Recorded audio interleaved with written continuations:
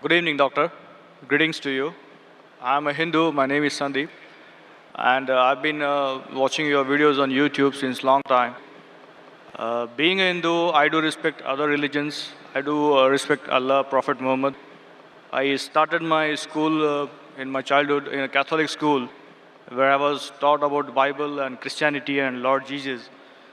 And later on, after fifth standard, I came to know about my own religion, being born in a Hindu family. And today, I do at times get attracted towards other religions. Okay, there is some common link between all religions. I have a basic question to you, doctor. Basically, I am from the science background, a pharmacy guy. Today, I'm authorized financial consultant. So today, what I look out there in the market is many religions exist on planet Earth. If human being is the same, if human organs are the same, if the human body system follows the same heartbeats, blood flow, the same blood, the same ears, the same nose, if everything is the same, the creator has to be the same, the supreme power is the same. So if the supreme power is the same, why do so many religions exist on earth today? What is going to be future now onwards? Because if I go as per theoretical books, as per history, before thousands of years, Hinduism existed. Then came Lord Jesus, then Prophet Muhammad, and now today, what I see in front of my eyes is there are many religions, and every religion has its own pros and cons. So, being a human, I get confused. I am a Hindu, I should respect my religion, as well as being a human being, I should respect other religions. So, what is the final truth, and what is going to the future for centuries ahead? The brother asked a very good question, that there are so many different religions. More than 4,000 years back was Hinduism. Then Jesus Christ, peace be upon him, came 2,000 years back, or Christianity. Then Prophet Muhammad, peace be upon him, came 1,400 years back. Some things are similar, some things are contradicting. There's so much of confusion. God, our creator, is one. Human body is the same. Creator has to be same. So why this confusion?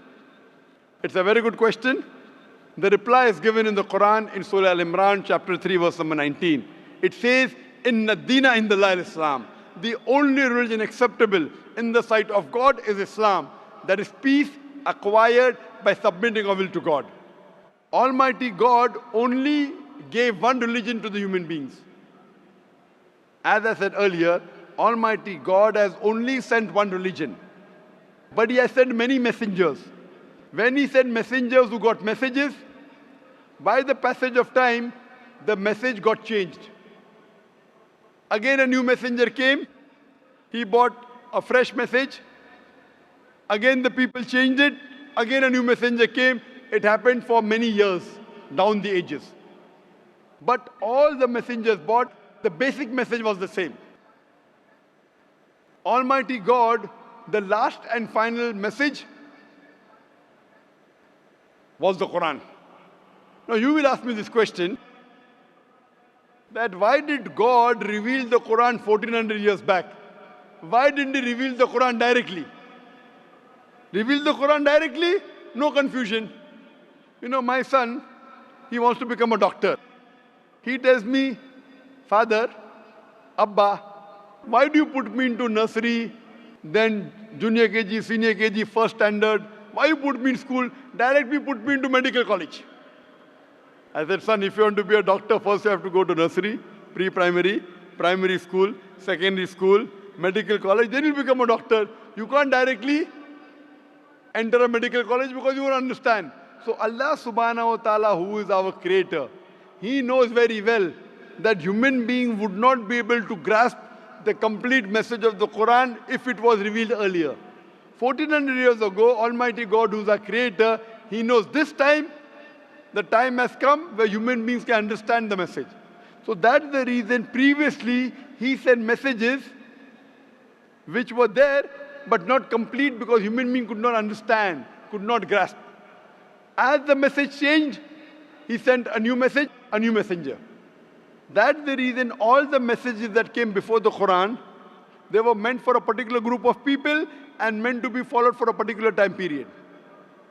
All the messengers that came before the last and final messenger, Prophet Muhammad Sallallahu Alaihi Wasallam, were only sent for a particular group of people and was meant to be followed till a new message came.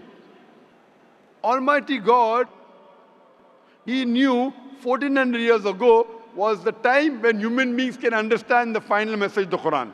He revealed it. And He sent the last and final messenger, Prophet Muhammad, peace be upon him. Since Quran was the last and final message, it was not only meant for the Muslims or the Arabs, it wasn't meant for one particular group of people, it was meant for the whole of humanity. All the messengers that came before were meant for a particular group of people, and the message was supposed to be followed for a particular time period. Because Prophet Muhammad, peace be upon him, was the last and final messenger, he was not sent only for the Muslims or the Arabs, he was sent for the whole of humanity. But now today, you ask me, why are there different religions? Our Creator sent only one religion. We human beings kept on changing. But even in the corrupted form, I have a formula. I have a formula which will not antagonize any human being. I tell all these human beings, at least believe that there is one scripture which is 100% the word of God. So the Hindus would not mind agreeing, I believe Veda to be 100% word of God. The Christians would say, I do not mind believing Bible to be 100% word of God. The Muslim will say, I don't mind believing Quran to be 100% word of God. So I tell them, okay, now let us agree to follow what is common in all these scriptures. What is different, we'll discuss tomorrow. Let's not fight over the differences. Let us agree to follow what is common, and at least we'll be sure that what is common in all the three scriptures, this at least minimum is 100% the word of God.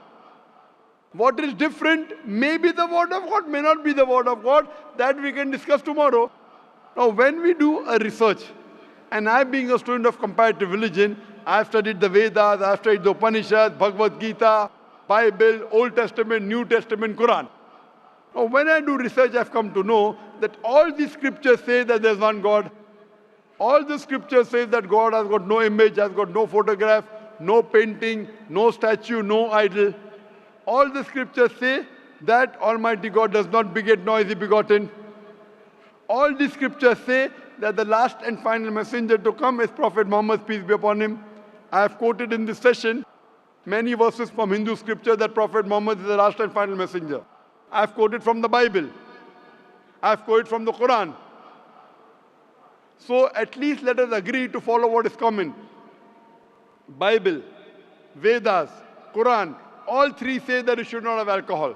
And I've quoted that in my earlier answer. All three say that you should not gamble. All three say that you should not have pork. So let us agree to follow what is common. So you have to agree that there's one God. You have to believe Prophet Muhammad is the final messenger of God. You should not have alcohol. You should not have pork. To pray, we have to do the sujood. All these are common points. So I'm asking the question that if you say you are a Hindu and you say that you respect other religions, I'm asking the question, do you believe that there's one God? As per books, I do. Do you believe that idol worship is prohibited? That's a confusing area. It's very clear in the Hindu scriptures. Yajurved chapter 32 verse number 3, Na tasya pratima asti. Of that God there is no pratima, there is no photograph, no painting, no image, no idol, no statue. Same thing is repeated in Shveta Upanishad, chapter number 4, verse number 19. Na tasya pratima asti. Of that God there is no pratima, no image, no photograph, no painting, no statue, no idol. What's confusing, brother? I mean, today my knowledge is just like an infant. No, if your knowledge is like infant, when a person of knowledge talks, you should believe it. True. So why don't you believe it then?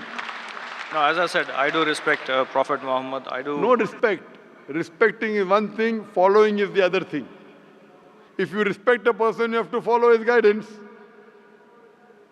So again, the question goes in the same direction what I was asking to you, that if I am a Hindu, if I believe in Hinduism, but still when I step out of my home, I have to follow my colleagues, the other society members, human beings on the earth. Is it a must? Suppose the other society members start robbing. If your other human beings start robbing, even you start robbing. Brother, if your friends start robbing, will you rob? I will have to defend myself. Will you rob, yes or no? If somebody is robbing me, No, you said that you have to follow the other human beings, other society. If your other friends start robbing other people, will you start robbing? Will you rob others? I don't think there is a point in robbing others. Okay, because you know robbing is wrong. So that time you will not follow society. Follow the society when it is right. Do not follow when it's wrong. God has given you grey matter, brain. Correct? So if your Hindu friends are going against the Veda, will you follow Veda or your Hindu friends? They have to follow what is written in the books. Yes, forget about them. I'm asking about you. If your Hindu scripture says don't do idol worship, will you do idol worship? No, then I will not. So now do you believe idol worship is wrong? Again, as I said, I have to study more.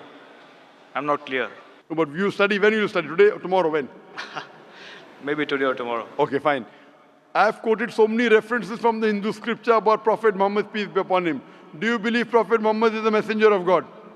Yes, I do. If you believe, don't you have to follow his commandments? I may have to. Why may?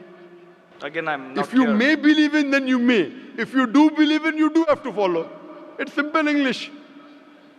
If you say maybe he is a messenger of God, then you can say maybe I'll follow him. When you say surely the messenger of God, then you have to follow him surely. Why? But, is Will a it, messenger of God deceive you? but again, do I have to be a Muslim to follow Prophet Muhammad? Or No, you Islam? have to be a good Hindu also. You have to be a good Hindu and a good Christian to follow Muhammad Sallallahu Alaihi Wasallam. That's where the whole thing If goes. you are not a good Hindu, if you are not a good Christian, you will never follow Prophet Muhammad Sallallahu Alaihi Wasallam. Because Hindu scripture says the Antim Rishi, the Kalki Avatar is Prophet Muhammad Sallallahu Alaihi Wasallam. I gave references, if you want I can give again. Do you want me to give the references again of Prophet Muhammad in the Hindu scriptures? I did listen to your references. I need to go through them. Fine. So inshallah go today. Tomorrow, I would give you the first chance. And there's a lady there. You too, I would give the first chance.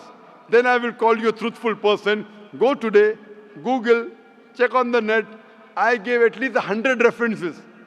There are more than 100 in my lecture. If you see, on Hindu scriptures, talking about Prophet Muhammad Sallallahu Alaihi Wasallam, talking about one God, talking not to have alcohol, not to have pork, not to gamble. What is different we'll discuss tomorrow. At least what is common we should agree.